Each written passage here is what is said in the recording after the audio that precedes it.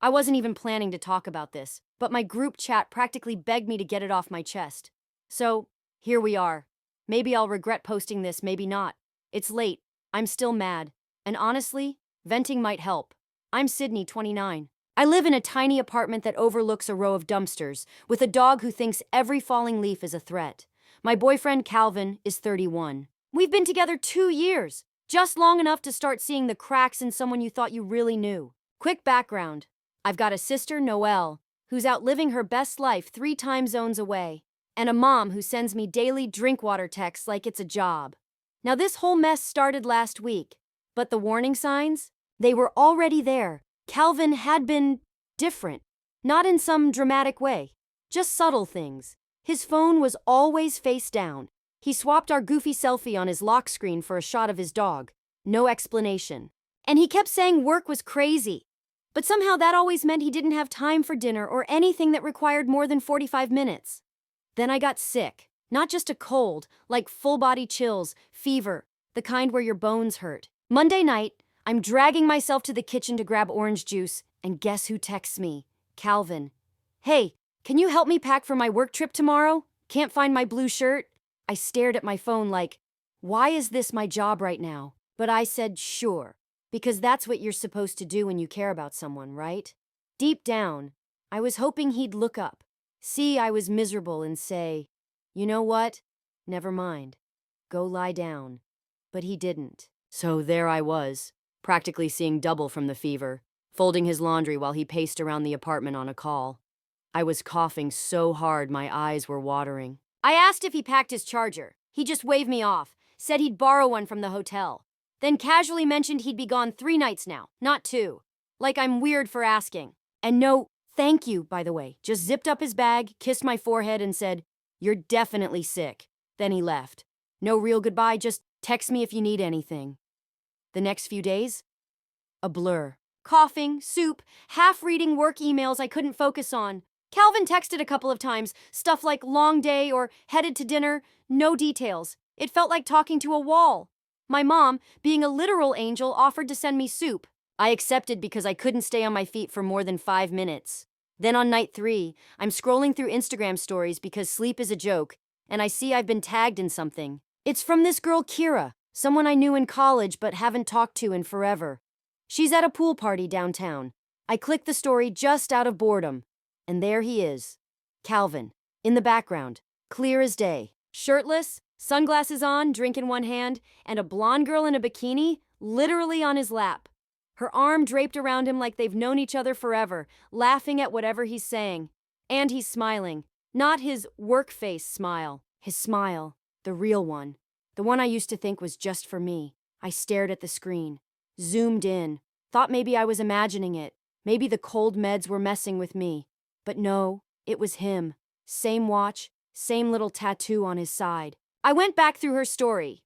More clips. Calvin playing some game near the pool. Calvin at the bar with a group. Calvin definitely not in meetings. And I just sat there, furious. I packed that bag. I folded his shirts. I even put those little travel toothpaste tubes in a plastic bag because he forgets them every time.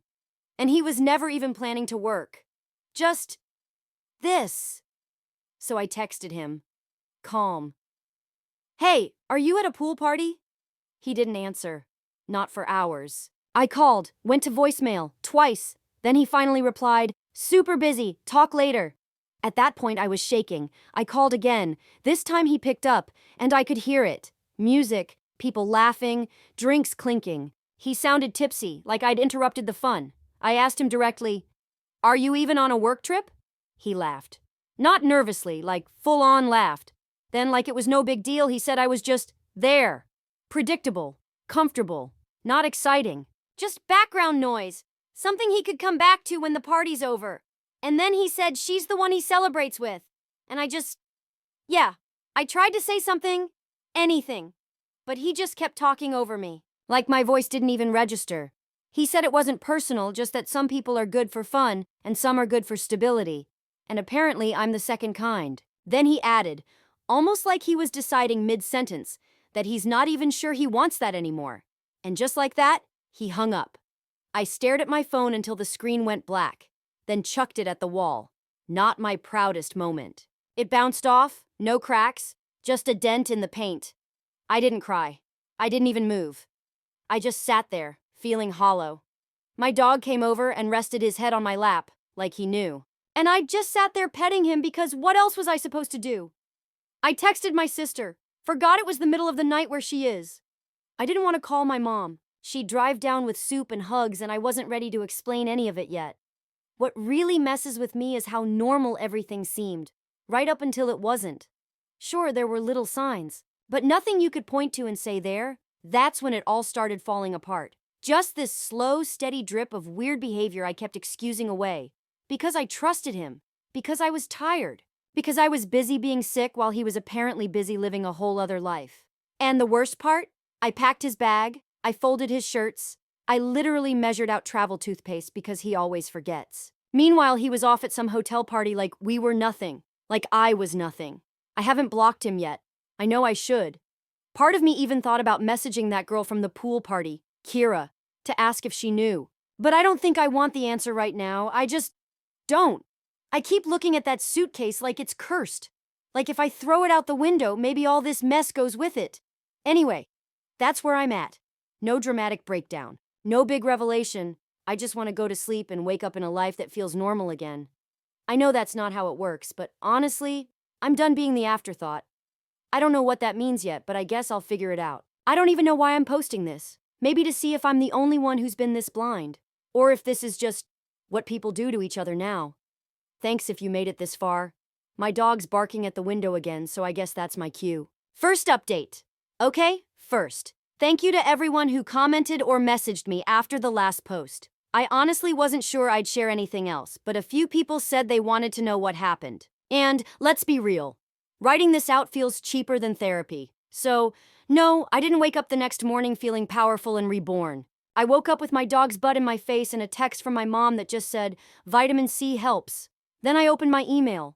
27 unread messages from work. Life doesn't pause, even when yours sort of breaks in half. I didn't block Calvin right away. Dumb, I know. For 2 days I kept checking his stories like maybe there'd be some explanation. Some kind of, "I messed up" message. Instead, he posted a pic at a bar with people I didn't recognize. Then a photo of his dog like nothing happened. For a second I actually started to doubt myself. Like maybe I overreacted. Maybe I misunderstood. But then I remembered his voice when he said filler, like it wasn't even an insult. And just like that, I was mad all over again. Not just at him, at myself. I had a fever and I still packed his bag. Took care of everything.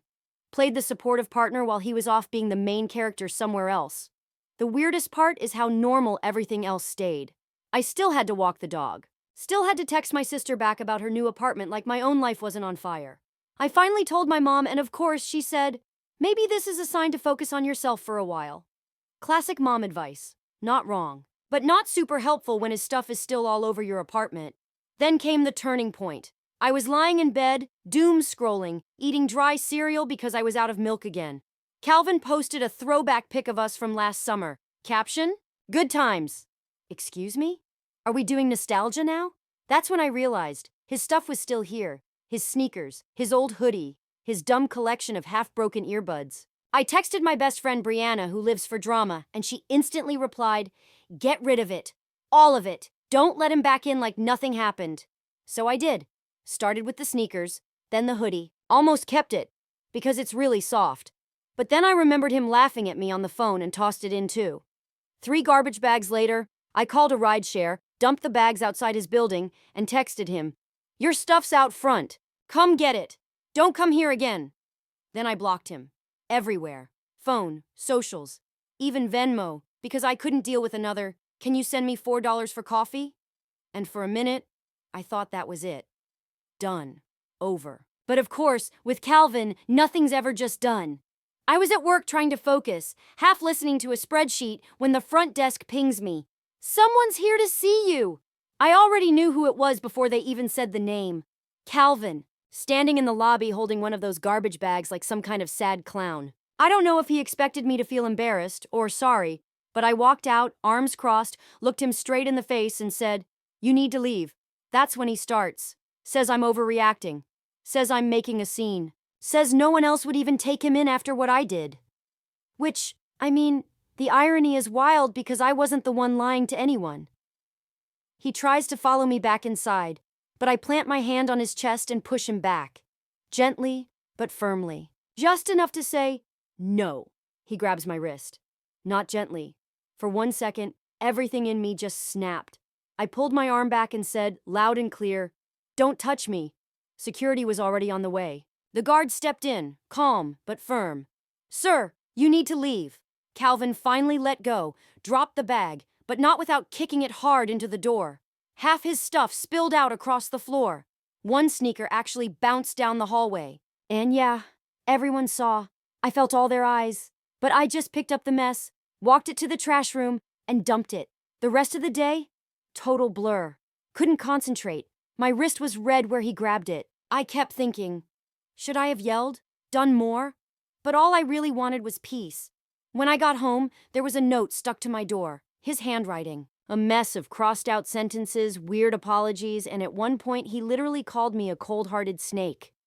Yeah. Then, just a few lines later, he wrote that I'd always seemed too put together to be interesting. Like, pick one? I ripped the note up and tossed it in the compost. My dog tried to eat it, of course. Classic. I called Brianna. She just said, "Well, at least you got your power back." But honestly, it didn't feel like power. It felt like taking out the trash. Literally. Then somehow it got worse. A few of our mutual friends started texting me. Apparently Calvin's out there saying I flipped and he was scared for his stuff. Like he left with a pool party and another girl in his lap. But I'm the dramatic one. One girl, who I thought was a real friend, actually DM'd me to say maybe I should have let him down easier. I wanted to scream. Like, sorry, should I have included a gift basket with the breakup? So, yeah. I muted half my contacts, stayed off social, tried to focus on literally anything else. My mom kept texting soup recipes, my sister kept sending men are trash memes. Walking my dog was the only thing that still felt normal. Watching him go full maniac every time he saw a squirrel. Then Saturday night, Calvin calls me from a random number. I knew it was him. No one calls anymore unless it's drama. I didn't answer. He left a voicemail. His voice was slurred, mumbling about how he missed me, how he couldn't believe I did this to him. I didn't even listen to the end, just deleted it. Then Sunday, I come home from the store and find one of his old t-shirts stuffed in my mailbox. No note, just there, like a weird, sad offering. I didn't touch it, just shoved it to the bottom and left it. If the post office wants to keep it, they can. Maybe that's not closure, but it felt like a step. If he tries showing up again, I'm not arguing. I'm calling security before he even steps onto the property. For now, I'm eating soup and watching garbage reality shows, pretending this entire chapter never happened. And if you're ever tempted to pack someone's bag while you're sick, don't. Just don't. Second update. Okay, hi again. I wasn't planning to post so soon, but this past week has been straight up weird, and if I don't write it down, I'm going to lose it. So after the whole Calvin gets kicked out by security episode, which I still can't believe is a sentence about my life, I figured things would just fizzle out. We'd block each other, move on, maybe awkwardly dodge each other at the dog park someday. But no, apparently Calvin's the kind of guy who can't let things end quietly. Or maybe he just didn't think I'd actually follow through. The first weird moment? Tuesday morning. My mom calls, not to check if I need more soup, but because the front desk at my building called her. Yeah, Calvin showed up again. Early, claimed he'd forgotten his charger and asked to be let up to my apartment. The front desk told him no, obviously. Then since he looked distressed and kept pacing around the entrance, they called my emergency contact. My mom. Now she's convinced I need a panic button and a steel door. At that point, I was just done. I texted him one last time, very clear. Do not come to my building again, or I'll have to escalate this. Then I blocked his new number. And still, I have this feeling he's not done. But I am. Okay, so by now I've mostly caught up on sleep after the flu from hell week. I'm running on caffeine and pure spite, but things somehow keep getting messier. It started with the DMs. People I barely talk to anymore suddenly remembered I exist, asking what happened. One guy, Ramon, didn't even say hi. Just sent, "So did you really throw all of Calvin's stuff in the trash?" I told him no. I bagged it and had it delivered to his door, which, in my opinion, is more courtesy than he deserved. Ramon sent back a shrug emoji and went silent. Cool. Then there was Jess. Definitely more Calvin's friend than mine, who reached out to say maybe I should give him a chance to explain, because he's really upset. I gave her the short version. He lied, cheated, and called me filler. She replies, "That doesn't sound like him." Then asks if I'm sure I didn't misinterpret something. Right, because I hallucinated a phone call and an entire Instagram story. I didn't even bother arguing. Just left her on red. But now I'm getting weird vibes from people I thought were neutral. Not all of them, but enough to make me second guess things. Like, am I the overdramatic ex now? Did I go too far? Then my sister Noel sends me a screenshot from Calvin's story, because she still follows him just to keep tabs. It's a close-up of his dog with the caption, "Wish loyalty was contagious," with a crying emoji, and I hate that it stings. I hate that people fall for that soft, sad boy act when they don't know what he's actually like. Then stuff starts going missing from the building's mail area. First, my protein bar delivery is just gone. Then I find my dog's brand new leash ripped open and tossed under the table. I'm not saying it's him, but the timing? Suspicious. I asked the front desk. They just shrugged and said they'd keep an eye out. I'm not full-on spiraling, but yeah, I double-check the locks now, every single night. Eventually, I decide texting isn't cutting it. I need real voices, real faces. So I meet up with Brianna, my day one, chaos-loving best friend, and we vent over coffee for hours.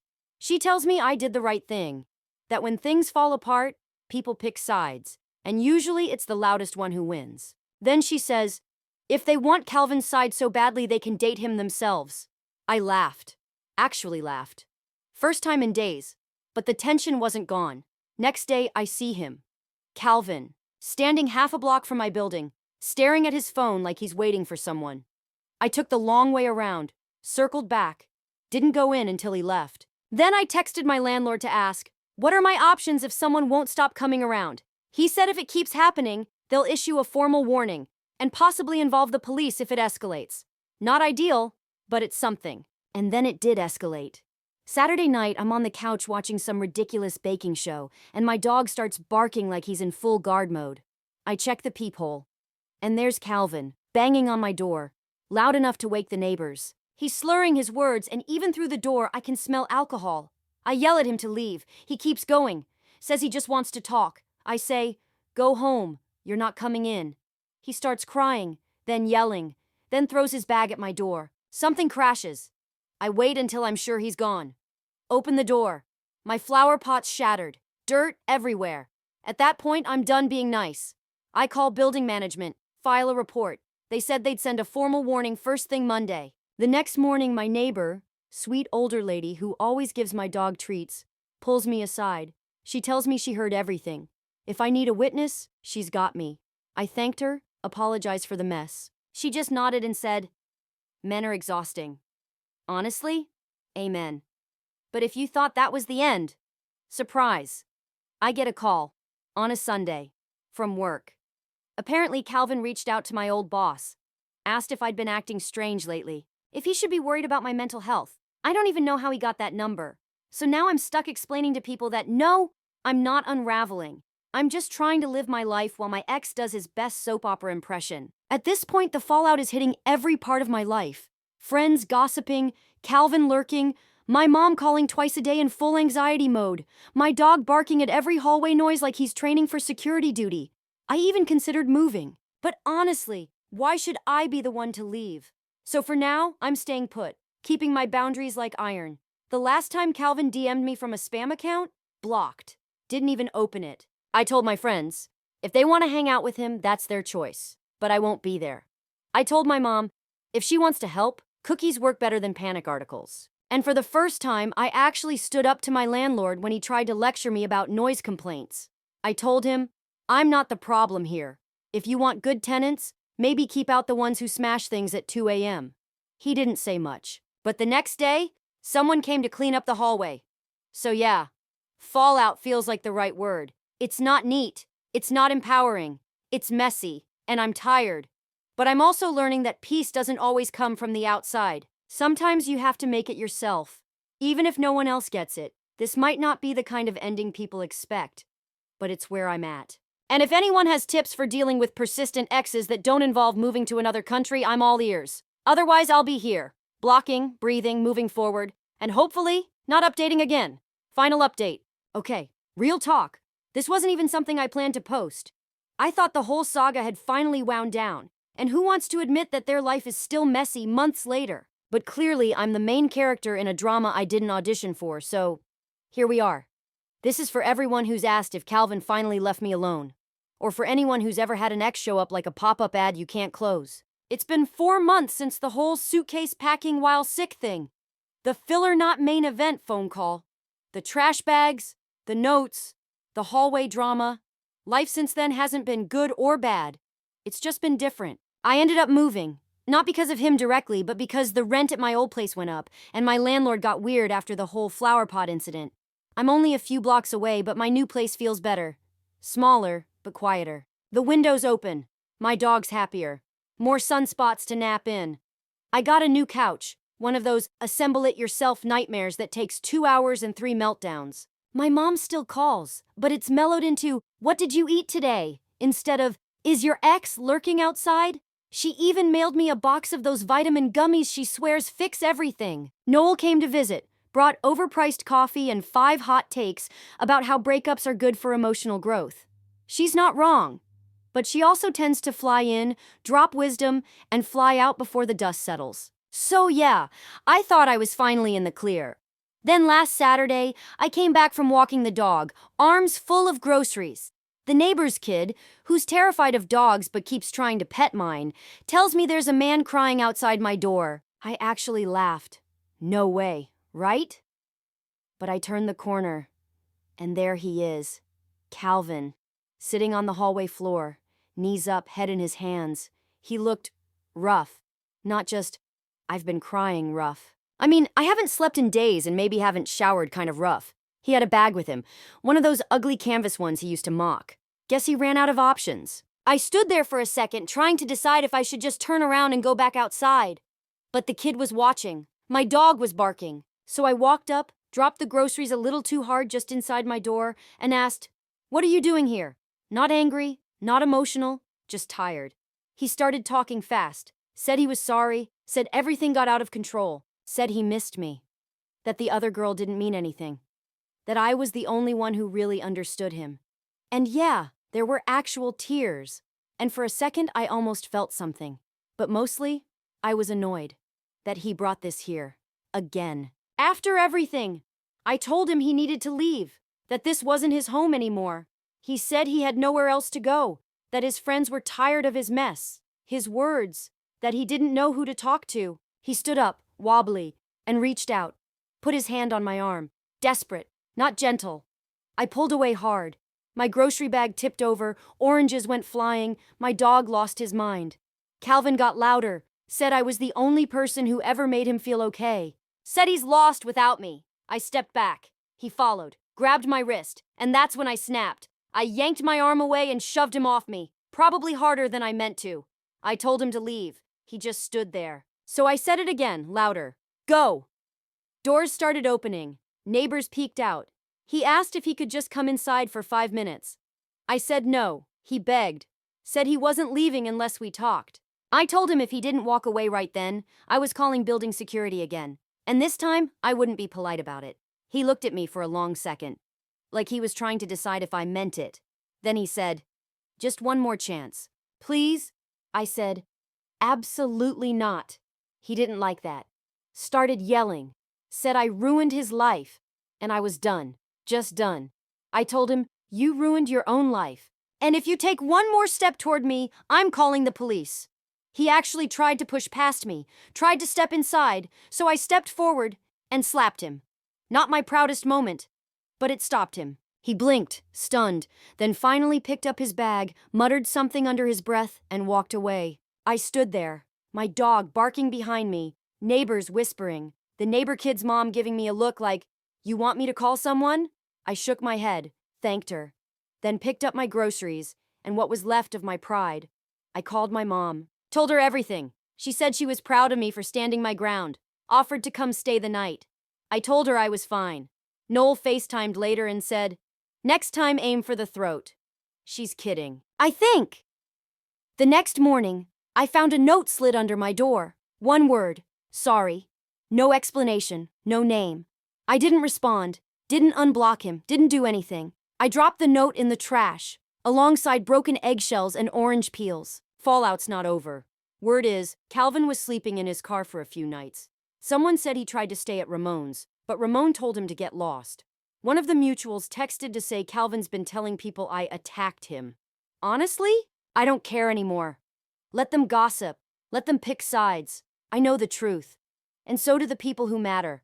I wish I could say I feel all healed and wise now. But really, I'm just grateful for the quiet.